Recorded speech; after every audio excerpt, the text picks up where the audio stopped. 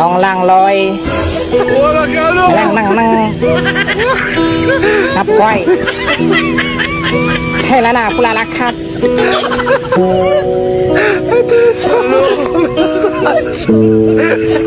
Đây Thôi à mà lạc thôi lakap Anh lang Đeo lang khắp Chàng ơi, mang ơi, pang ơi Laka.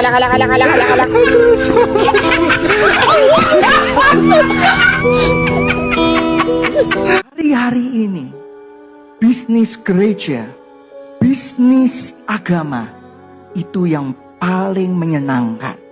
Mau kaya sekarang, bisnis gereja. Karena enak, gereja itu tidak bisa disentuh. Karena ketika meminta laporan keuangan akan berkata, itu urusannya Tuhan dengan hamba Tuhan. Saudaraku, dia bingung. Kok banyak yang membuat masker? Tapi bagi dia, saudaraku, dia merasa dia tidak dituntun Tuhan untuk melakukan itu. Akhirnya, saudaraku, justru suara yang dia dengar sampai dia itu tanya, apa saya salah ya dengar suara Tuhan ya? Tapi kok rasanya dia dituntun Tuhan untuk menekuni apa yang sudah dia kerjakan saat ini, saudara. Sama-sama di bidang garmennya, tapi dia tidak jam untuk membuat masker, saudaraku.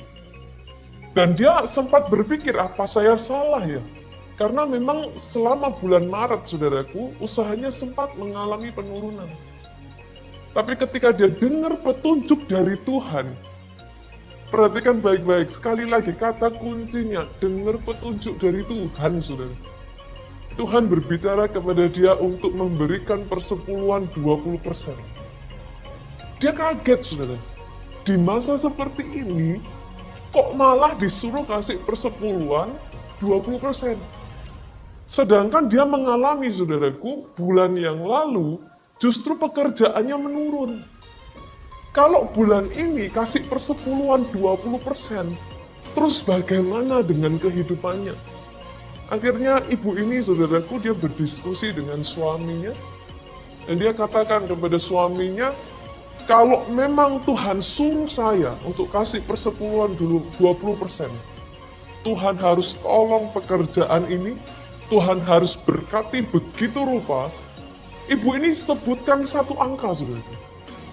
Kalau sampai di bulan April ini mencapai angka ini, berarti dia tahu Tuhan yang memerintahkan dia bergerak untuk memberikan persepuluhan 20%, saudaraku. Dan sungguh ajaib, saudara. Ketika ibu ini menjawab kepada Tuhan, ya. Dia menjawab ya atas petunjuk Tuhan. Tahukah saudara, di bulan April kemarin ibu ini bersaksi. Dia mengalami pertolongan Tuhan yang tidak masuk akal. Selama bulan April, justru penghasilannya memecahkan rekor, saudaraku. Yang tidak pernah dia alami sebelumnya, memecahkan rekor sehingga dia dimampukan Tuhan untuk memberikan 20%. Tuhan kita Tuhan yang ajaib, saudaraku. Tangannya tidak pernah kurang panjang. Dan yang ketiga, kita harus memberi untuk Tuhan dan pekerjaannya. Kenapa? Karena saudara yang kasih dalam Tuhan, Tuhan tidak turunkan uang dari langit. Tuhan bisa kalau Tuhan mau, ya kan? Tapi Tuhan titip di tangan setiap kita, orang-orang yang sudah menerima berkat Tuhan. Intinya sederhana lah. Ini kan kita dapat makanan rohani di gereja di mana kita dirawat, ya kan? Dan intinya sederhana, kalau kita makan di sebuah restoran, pulang makan kan kita harus bayar. Simpel aja, ya kan? Lalu kita sekolah, kita mendapat pelajaran, kita kan harus bayar. Kita kan nggak perlu pikir, sekolahnya udah kaya, guru-guru saya kaya. Itu nggak penting. Yang penting pokoknya saya makan, saya bayar. Begitupun dalam gereja, kita dapat makanan rohani. Menjadi jahat, menjadi tidak bertanggung jawab, menjadi sesuatu tidak masuk akal. Kalau kita makan makanan rohani, lalu kita tidak mau memberi untuk Tuhan, ya kan? Sehingga kata kita ada persediaan makanan di sana, ya kan? Kita dididik, kita belajar, ya kan? Dalam iman Kristen kita kan dididik, saudara, ya kan? Dan karena kita dididik, kita memberi kepada Tuhan. Kita memberi sebagai bentuk tanggung jawab kita. Tuhan, terima kasih, saya sudah dididik. Dan kita memberinya kepada siapa? Kepada Tuhan. Nah, nih, kalau di Kristen itu bang, pendetanya tuh mikrofonnya di sini, jam tangannya miliaran rupiah. Jasnya ratusan juta, cincinnya di sebelah sini miliaran rupiah, Bang. Makanya kan kalau pendeta, kalau di zaman sekarang ya Bang, setauku, itu tuh bukan sebuah panggilan, tapi lebih ke job desk. Kayak pekerjaan lah. Tuhan pakai hamba-hambanya, Tuhan pakai gembala-gembala jemaatnya. Nah, karena itu ada banyak orang yang berkata, loh, saya di gereja itu, tetapi boleh nggak saya memberi untuk pendeta-pendeta yang miskin? Loh, boleh, saudara. Tetapi haknya tetap saudara beri. Jangan sampai gini, saudara makan di restoran Padang. Oh, tapi restoran Padangnya udah kaya. Saya mau kasih kepada restoran-restoran kaki lima yang masih miskin.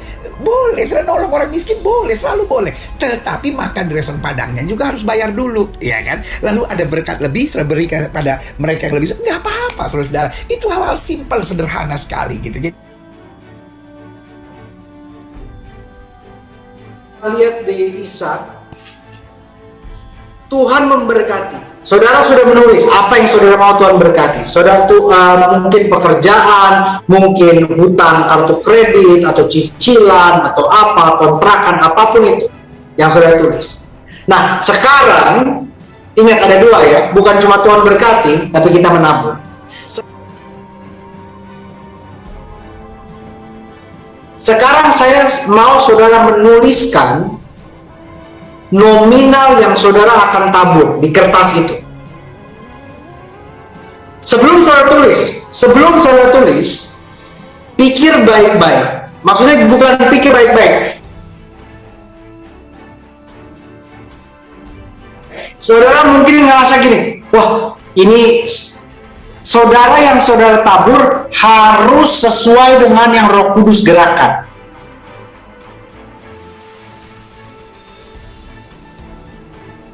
Sekali lagi, harus sesuai dengan yang Roh Kudus gerakkan. Salah satunya gimana? Misalnya saudara ngerasa, waduh, saya disuruh tabur 3 juta. Besar banget, ini pasti suara setan. Enggak. Setan tidak akan pernah suruh saudara untuk nabur untuk pelayanan.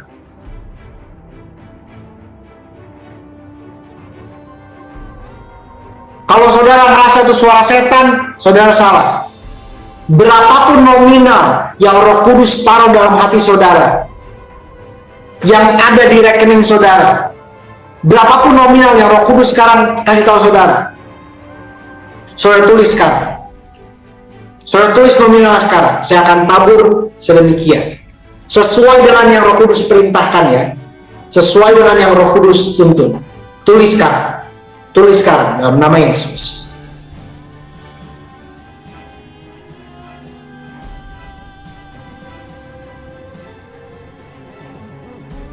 Setelah saudara tulis, sekarang saya mau saudara angkat sama-sama kertasnya. Saudara lipat, jangan terlihat isinya. Angkat kertasnya, terlihat di kamera sama-sama. Ya. Yang tulis di handphone dibalikkan supaya tidak kelihatan. Sama-sama. Kita akan nyanyi satu lagu tadi, dan saya akan mendoakan secara khusus setiap taburan benih saudara. A few moments later.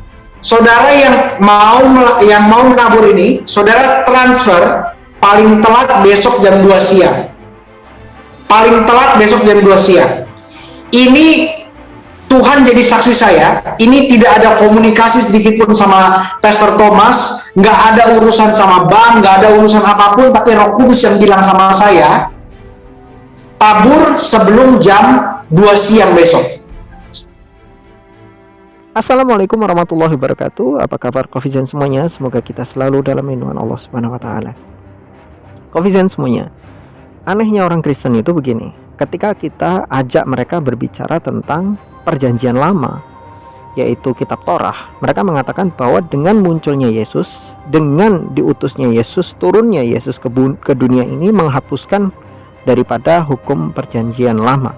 Makanya mereka boleh makan babi, mereka ibadahnya nggak hari Sabtu tapi hari Minggu dan lain sebagainya, termasuk ya masalah sunat itu juga.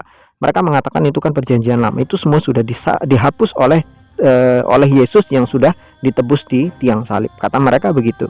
Tapi ketika kita berbicara perpuluhan, itu tetap dipertahankan. Padahal perpuluhan itu bukanlah ajaran Yesus, tapi itu ajaran di perjanjian lama. Dan itu juga bukan untuk para pendeta-pendeta, tetapi ada kelompok tertentu, orang-orang yang dianggap suci, yang diberikan perpuluhan. Dan konsepnya enggak setiap bulan sekali begitu, enggak. Ada konsep tertentu yang itu dijelaskan oleh orang-orang Yahudi. Karena perpuluhan itu ternyata adalah hukum dari Taurat, hukum dari Torah yang diterapkan oleh Tuhan pada masa itu untuk orang-orang Yahudi. Jadi itu tuh hukum aslinya milik orang-orang Yahudi. Jadi ketika mereka berbicara tentang ketuhanan, nggak mau mereka pakai perjanjian lama. Berbicara tentang masalah ibadah, mereka nggak mau pakai perjanjian lama. Berbicara tentang aturan kehidupan, mereka nggak mau pakai perjanjian lama. Karena mereka mengatakan perjanjian lama sudah tidak berlaku dengan diutusnya Yesus, dengan ditebusnya Yesus di tiang salib. Tapi ketika berbicara tentang perpuluhan, kenapa tetap dipertahankan? Ya karena ada fulus di situ, ada uang di situ, ada cuan di situ, gitu loh. Sehingganya ini bukan lagi berbicara tentang benar atau salah, bisnis atau tidak bisnis, tapi ya memang ini adalah betul-betul keuntungan. Kan sudah kita jelaskan kemarin betapa menggiurkannya bisnis gereja ketika perpuluhan itu jalan. Jemaahnya ditarikin 10% tiap bulan. Wah, luar biasa. Dan itu yang membuat banyak orang Kristen sekarang sadar, pada akhirnya memilih Islam sebagai agama mereka. Karena di Islam tidak ada perpuluhan seperti itu. Yang ada adalah zakat. Itu pun bagi yang mampu. Wallahu a'lam bishawab.